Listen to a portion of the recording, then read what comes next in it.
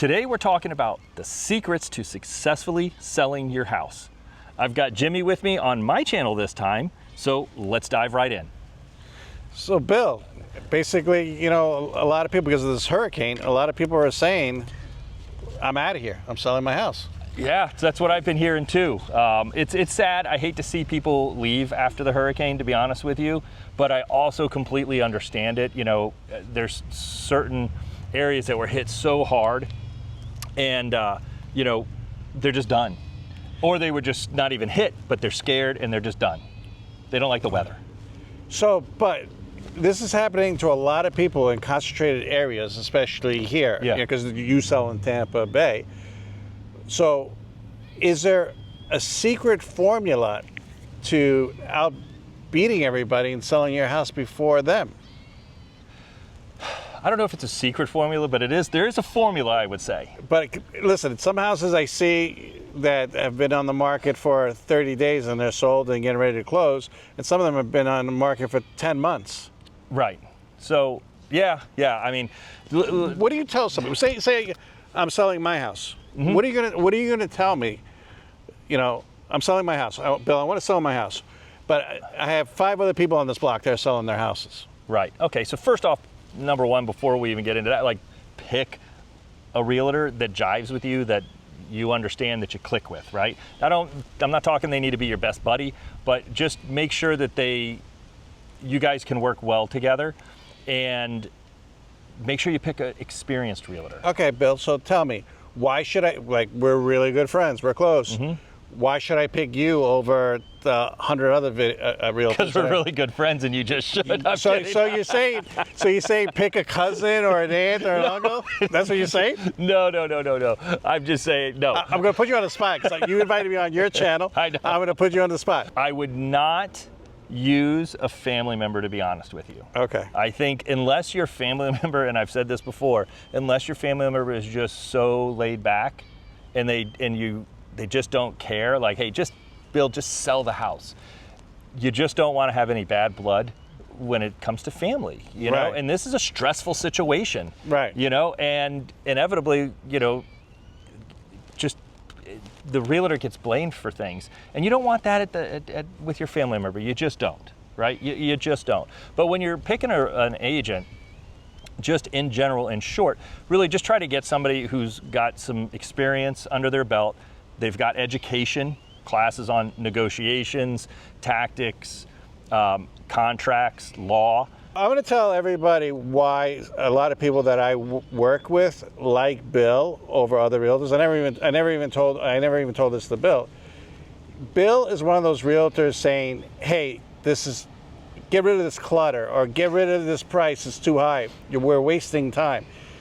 So basically, instead of wasting months and having emotional stress and trying to sell it, Bill does cut out a lot of that stuff. And I'm not just saying that because we do videos together.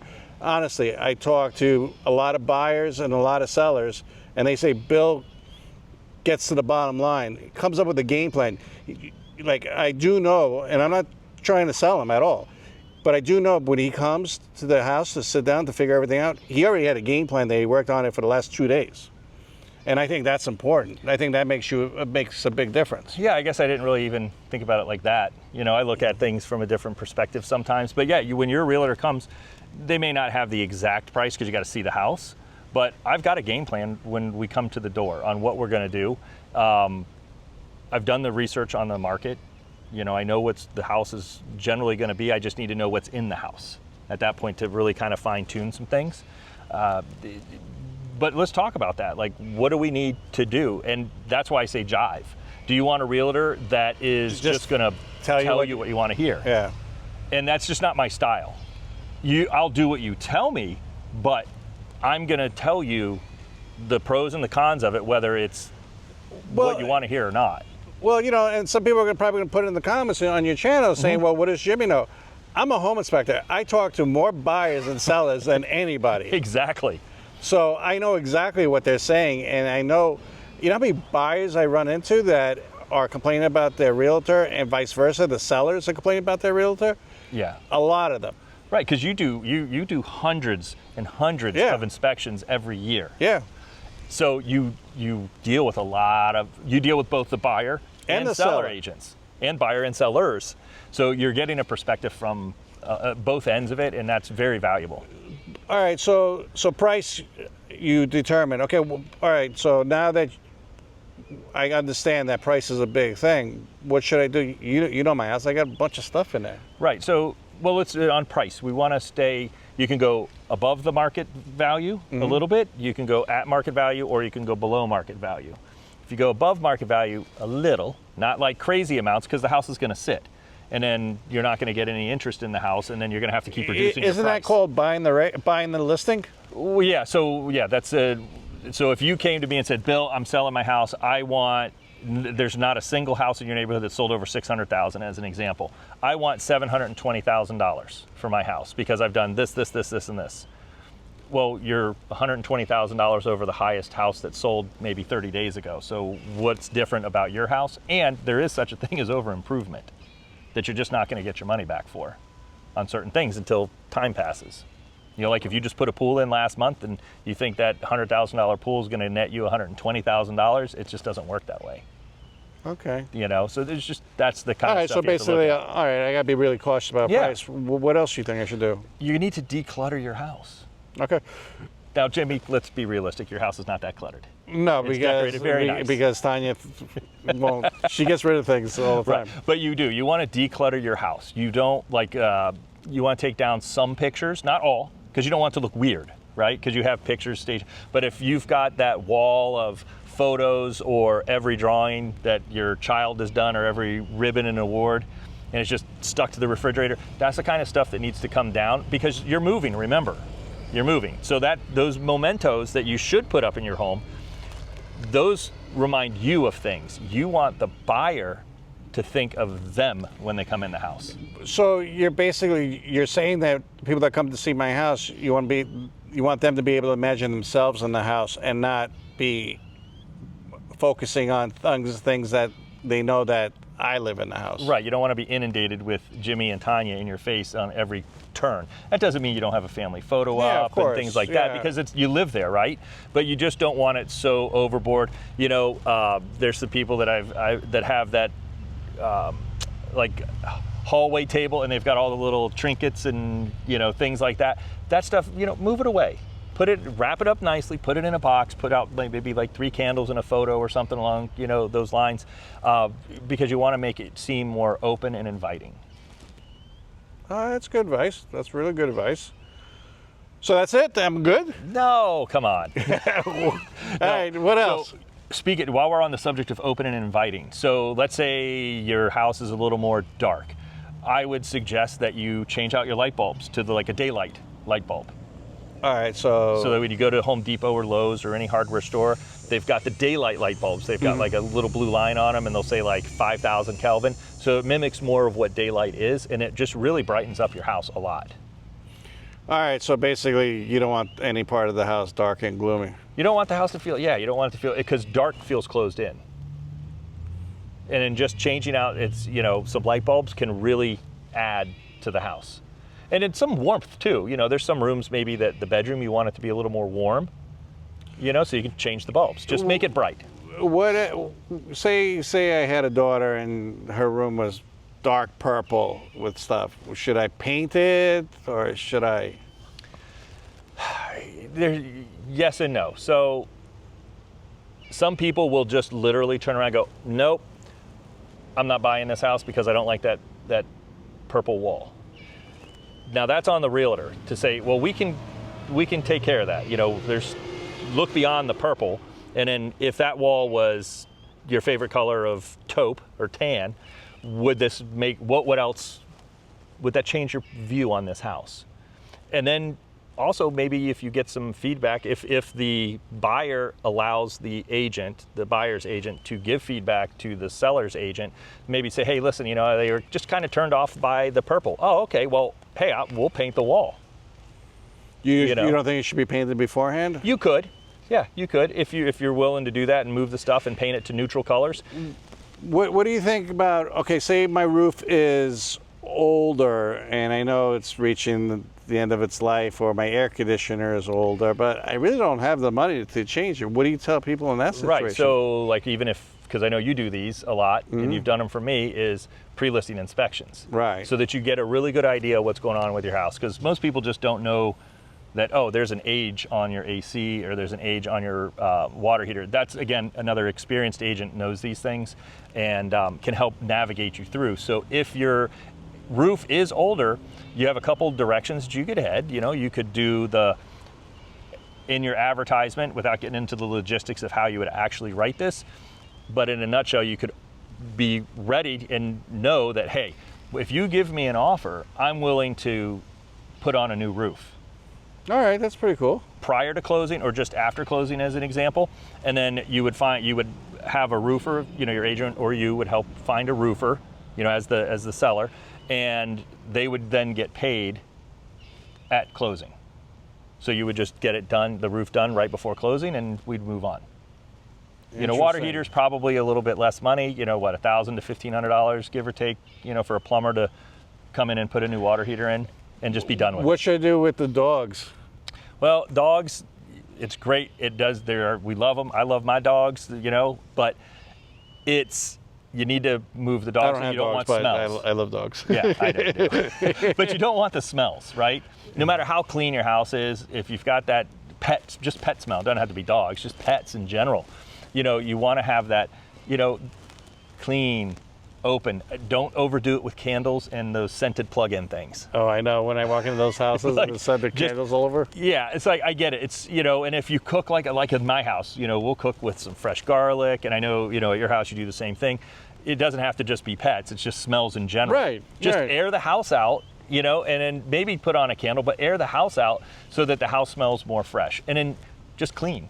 You know, everybody, well, I shouldn't say everybody, but a lot of people, when you go to sell your car, they clean it, they wax it, they vacuum it better than it's ever been vacuumed to take it in, because you want the most money for your trade-in. Because you know that if it looks kind of the dealer's probably going to stick it to you a little bit more. Sorry, dealers out there, but, you know, so you want the most money. So why wouldn't you do that with your biggest asset, which is your home? So do the same thing. It's probably going to be cleaner than it ever would be before you leave. That when you lived in it, dust, everything, you know, the fans, clean. Just make it open, clean, airy, and I mean, should I paint the interior walls? I wouldn't say, just knowing your house, I think that would be on a case-by-case basis. Right. That, you know, hey, you don't have to go out and get the most expensive paint. Right. Right? You don't have to go out and get crazy, but a fresh coat of paint opens things up, particularly if you're leaving the house. What colors? Neutral? Neutral. Keep it very neutral. Keep it really neutral. You don't want to do wild stuff. The decluttering, I'm going back to that because I've been in a lot of homes that have been cluttered. Are you saying for me just to put things in closets and try to stack them up, or literally take the stuff out of the house? Well, you could put it in a closet, because some people do go in the closets, but they kind of expect to see that you've put stuff in the closet. You know what I mean? Because you're getting ready to move. But if you can take it out of the house, I would take it out of the house. You know, there's some friends with their kids and stuff. I know some of those toys haven't moved since last Christmas. So I have a question for you. Some buyers that I'm doing an inspection for, actually tomorrow, they went to a house that they really liked, but the sellers were inside the house actually cooking or eating a sandwich or doing something, and it actually turned them off enough that they didn't want to see the rest of the house and they left. Wow. And they were talking about it, and I'm like, why did you like that house? Because it was right down the block. They're like, you know, the sellers were inside the house. I'm not saying that that's a reason to not buy the house, but what do you tell your clients? Well, if you're selling your house when you're going to have a showing, you want people to be able to come in and comfortably have a conversation and feel comfortable so that they can relax, let them take some time in the house. Again, this is a big asset. They're not just going to come in 10 minutes and go, okay, I'm ready to buy it. I mean, some people do, don't get me wrong, but like, you know, it's inconvenient. I understand that. I really do. But you should not be there during the showings. It's very awkward. People can't have conversations. You know, when you as the seller, they might want to have a conversation. Honey, what do you think of this? as an example, I really don't like these cabinets, but they're your favorite cabinets. And they don't want to. They don't want to say that. Yeah, they don't want to say that. In front of they want to have a clients. conversation about, they're negotiating themselves and going, okay, do I like this? Okay, well, I like this more, so I can kind of live with that. And they don't want to offend you. Most people don't, and they would feel offensive. So just leave for a little while. Right, right. So you threw a lot of information to me. Could you just recap a little bit? Sure. So number one, set the correct pricing strategy. That's important. That's important. It's really important. You don't want to be too high. You don't want to be too low. And you don't want to have a bunch of. What if I price it really high, and then we'll see if we get any bites, and we'll just keep reducing the price? A very common strategy, like a retail strategy, and we'll just give it a discount. So the people think they're getting a good deal because we just discounted it $100,000. Right. No, people think that there's something wrong with your house. Okay, that's where I was going with that Listen, one. any realtor that shows up, and let's say they want to look at the house, the realtors that are worth their salt, they know that when I go into a certain neighborhood, I got a general idea how much the properties go, not down to the $5,000 and $10,000, but I mean, I know that if there's something that's $50,000, $60,000, $70,000 overpriced, I'm going to look at it a little bit more and go, they've lost their mind. Okay. Okay. And you'll tell that to the clients. Absolutely. And I tell that to the buyer's clients, and I tell that that's an option for the sellers too. What's the next one? So declutter, Okay. right? Depersonalize, declutter, clean, light and bright. Change your light bulbs if you have to. It might be $150, $200, but it will make a world of difference. Light and bright. If you have to paint, you might have to paint. Let me ask you a question. The inside of the house is gorgeous and everything's gorgeous, but landscaping, curb appeal. There's something to be said about curb appeal. This kind of goes back to the pre-listing stuff. Because that's the first thing they see? They see, right. Pressure wash the driveway, clean the house up, pressure wash or soft wash the house so that it looks nice. It looks like you kept up your house. It's back to the car mentality. And I'm talking in and out, because I've gone into so many houses that when you pull up, it's just like the driveway's dirty, the house has mold on it, and you're going, in my head, I'm going, well, you can't even clean this. What else is going on in the house? But then I go in the house and the house is beautiful.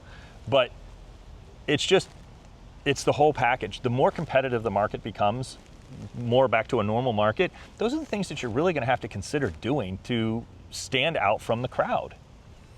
A little landscaping, some mulch goes a long way. It sounds like, and mulch is not expensive, it sounds like a really good secret recipe for me. It's a pretty good recipe, and then we get into the marketing side of things. But if you overprice your house, thinking that you're going to chase it, there's problems with I have that. one last question for you, and then I'm moving, say I'm moving, and the house is going to be empty. Yeah. You're cool showing it empty, or you think we should stage it? No, absolutely. You can show it empty, so don't think that you have to do staging. Staging is an option. Staging can be expensive, so you're going to have to take that into consideration for your budget, because staging is not cheap. But if it gets your house to sell and you don't have to come off of an additional $15,000 or $20,000 as an example, the cost of staging may have well been worth it. Right. Because the designers are going to come in and make the house look really, really nice. It's going to be a very minimal. That way people can envision themselves when they come into your house. And if you don't stage the house, when you leave, just do that extra clean. You might have to paint at that point, but at least scrub the walls, clean the baseboards, that kind of stuff. Got it. You want it clean and open. And I think that's it. And then the rest of it is just going to be up to the specifics for your property. All right, so if you like this content, if you like this information, do me a favor, subscribe, hit the like button, comment, ask questions below, or click the link in the description or in the pinned comment at the top, and that's my contact information. If you just have questions about anything that has to do with real estate, the market, whatever the case is, I'm happy to chat with you. I love having these conversations. If you want a video for me to do, put it in the comments and we'll film a video. Until next time, I appreciate you. Keep watching the channel, stay safe, and I'll see you on the next video. Thank you.